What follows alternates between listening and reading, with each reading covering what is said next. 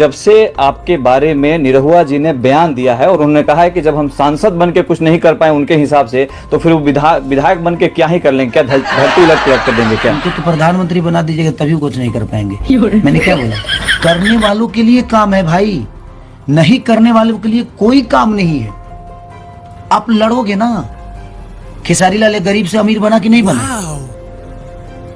तो जब मैं अपने आप को बड़ा कर सकता हूं, तो जब सिस्टम का हिस्सा बनूंगा तो मुझे पता चलेगा ना कि सिस्टम कैसे काम करता है, तो फिर उसको भी बेहतर बनाने की प्रयास करूंगा। तो करने वालों के लिए काम है, नहीं करने वालों के लिए कोई काम नहीं इस धरती पे। मैं एक बात बोलूंगा और बहुत लोगों को मिर्ची लग जाएगी, पर कृष्ण के वंश में पैदा होकर के अगर कोई राम मंदिर का विरोध करता है तो मेरे हिसाब से वो यादव है नहीं, वो यदमुल्ला है। हर आदमी कह रहा है कि खेसारी सनातनी नहीं है। हमारे दिनेश भैया कहते हैं कि यदमुल्ला हो गया है खेसारी। ये बताइए कि मुसलमान हमारे देश के हिस्सा नहीं है कि नहीं?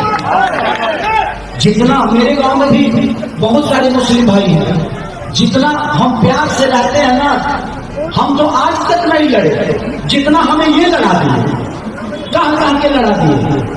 तो हमारे देश एकता का पहचान है, लेकिन इनसे जब पूछिए तो मंदिर मस्जिद, ये बताइए कि मंदिर मस्जिद जरूरी है, लेकिन शिक्षा भी तो जरूरी है, अस्पताल भी तो जरूरी है, रोजी रोजगार भी तो जरूरी है। जैसे कि आप लोगों ने सुना होगा कि दिनेश लाल यादव निरहुआ ने खेसारी लाल यादव को बोला था कि खेसारी हिंदू नहीं है, यदमुल्ला हो चुका है।